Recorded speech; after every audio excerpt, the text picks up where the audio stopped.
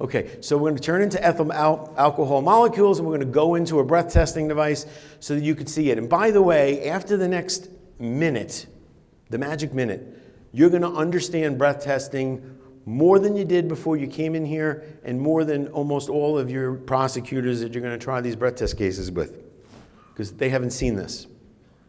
So this is the guts of your Intoxilyzer 9000, but don't worry, if you don't use a 9000, it doesn't matter.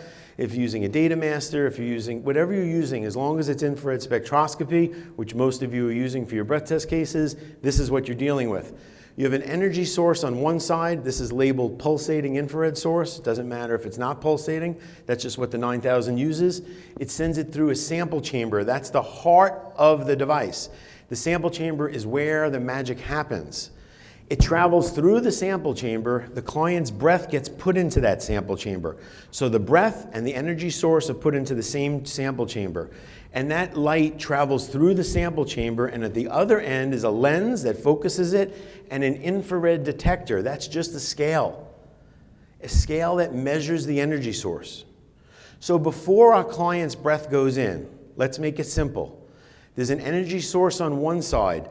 Let's say the energy source is putting out a wave of energy labeled X, and it travels through the sample chamber and it hits the scale that's actually called an infrared detector, but let's just call it a scale to keep it simple.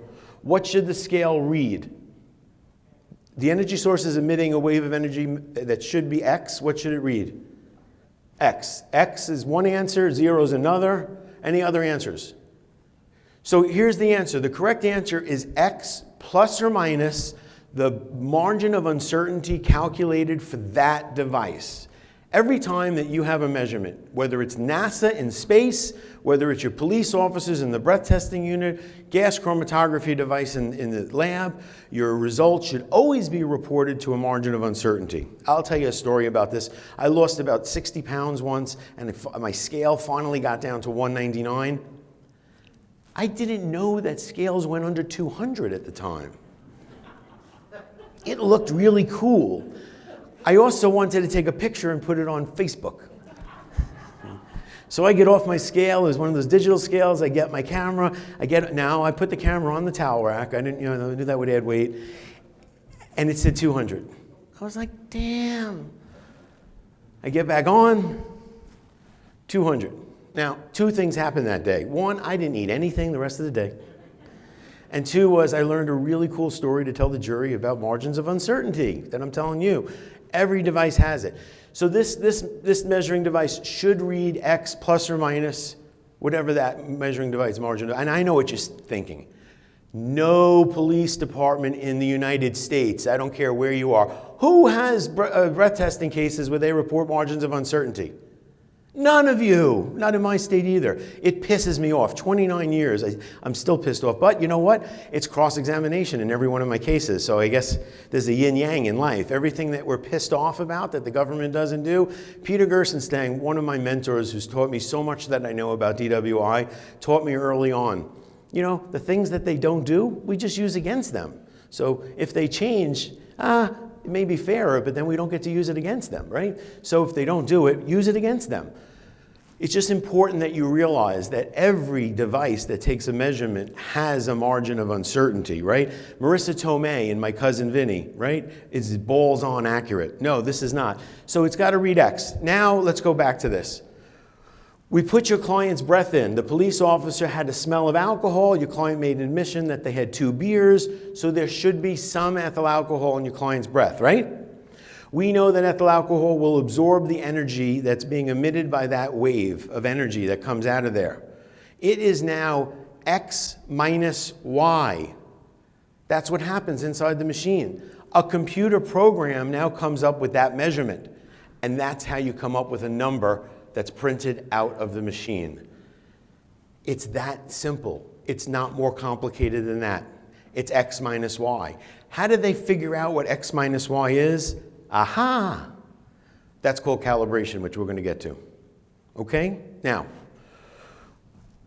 you probably have some questions about that. The good news is I'm doing 2 workshops. I'm doing 2 workshops on cross-examining the breath test officer, and we can go over that in more detail. I have all of these slides in those workshops. So what do we do now, moving forward, about growing our theory of defense in this pit of despair that we just discussed? Can we grow anything from such a positive place?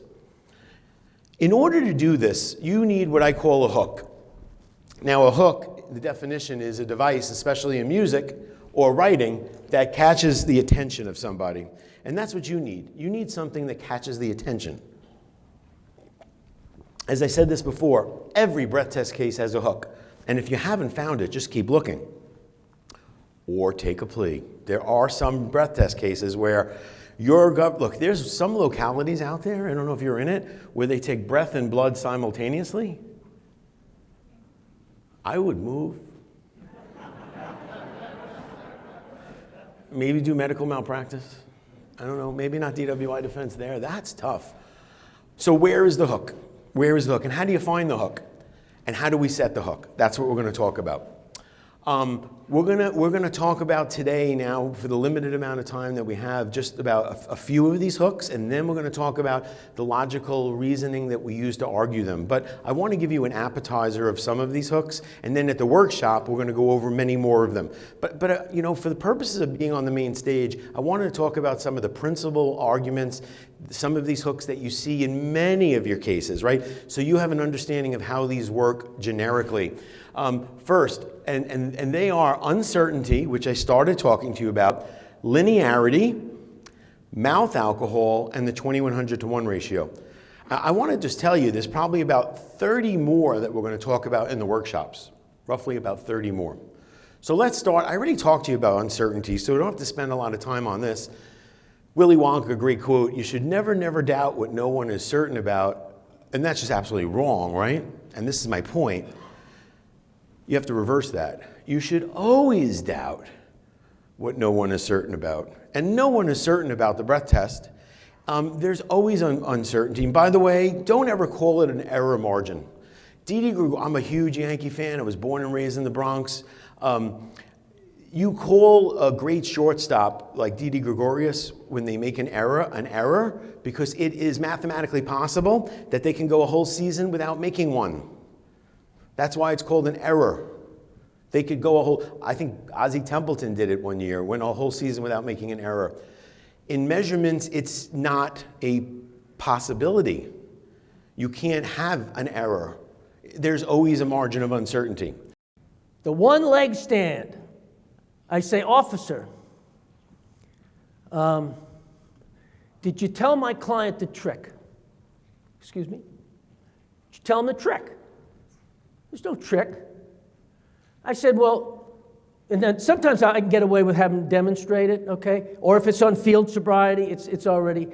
If it isn't, if you don't have either one, you can still do this and ask him what the trick was. And he'll say there is no trick. If you ever watch them do it, anybody here know what the trick is? Little hand in the back. Go ahead. Okay, he says you bend your knee, and that might be another thing they do. But you watch the way they do it. If you just lift your leg up, I'm going to tell you right now, you're going to have a problem with this ankle. You can't do the test this way. The way they do it, but they don't tell the client who failed the test, is, I don't know if you can all see this, they lean back. They put their hands to the side, and they lean back. I'm 74 years old, and they lift it and they hold it, okay? But they lean back, and if it's on video, you'll see them leaning back, because even they can't do it this way. But they don't tell the client, so the client lifts his leg up just the way I did it, and they fall it off. They can't do it. Ask them, and that's the way I would ask them. Did you tell them the trick? Why are you asking it that way? You're showing that it's not fair. You're showing that he's not doing it fair. It's not a level playing field. You were taught that way. That's why you did it that way. That's why you showed it that way. That's why you showed the jury just now that way. You didn't tell them, okay? When a police officer is seen on the video demonstrating the one-leg stand exercise or demonstrated in the court for the jury, he or she looks rock solid. Why? Because there's a trick in doing it correctly, one that allows for maximum balance. Okay? Officer, did you tell him to slightly bend the leg he stands on when doing the exercise for balance, just like you did? Did you tell him to shift his weight backwards towards his back leg when doing the test, just like you did? He's going to say no. He's going to say no because they don't tell him that. They don't tell him the best way to pass it. Okay? So whether you have it on video or don't, this is a very fertile area, in my opinion, to show that that field sobriety test ain't right. Finger to nose test. This will be some of the officers that you will come across in your practice. Okay? If you have a video, oh, this one came from heaven, if this is what happens. When they show and demonstrate the finger to nose test, the cops want to make sure what? They touch their nose. And did you ever hear how they explain it to the motorist? You have to touch the pad of your finger, right, to the tip of your nose. All right? What cops will do, not all of them, but if you happen to get one like this, is when they demonstrate it, okay? Now, that can be in the courtroom or it can be on a video or what have you.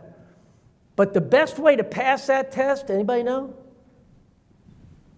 That's right.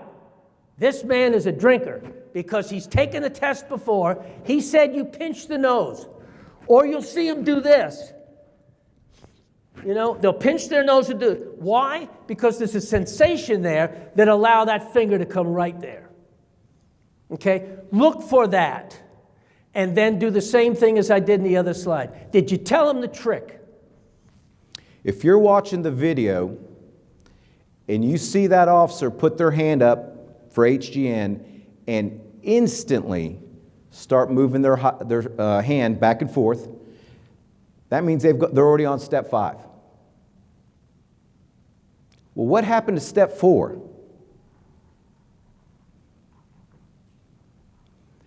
An officer's going to say, well, when I was giving the driver the verbal instructions, step number 2, I was looking at their eyes.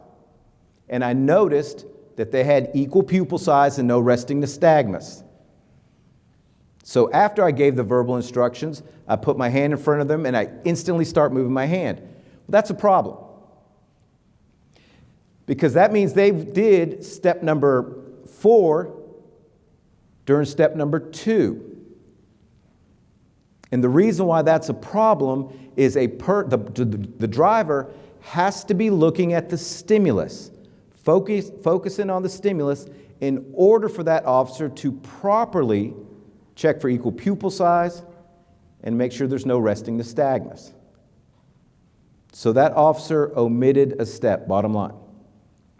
So from step 5 on, that's when the officer starts moving their hand back and forth. That's when we start getting into the passes. That's when we start getting into time rates. In 2013, equal tracking went from 1 second out to endpoint to 2 seconds out. So any officer who's been trained in 2013 or newer, equal tracking is 2 seconds out to endpoint, 2 seconds back to center. Always check the left eye and then the right eye.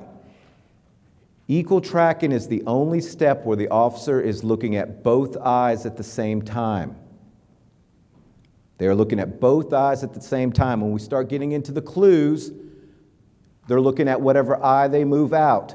The reason why that's important for you to understand is you will have officers that omit equal tracking and then testify, well, I did equal tracking and lack of smooth pursuit at the same time, since the time rates are the same. They're not allowed to do that. And it's actually impossible to do both of them at the same time correctly. Although the time rate's the same, again, during equal tracking, the officer's looking at both eyes at the same time. During lack of smooth pursuit, they're looking at one eye. You can't do both at the same time.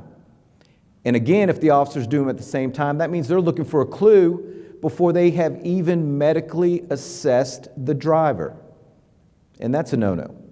So equal tracking and lack of smooth pursuit cannot be done at the same time, even though the time rates are the same.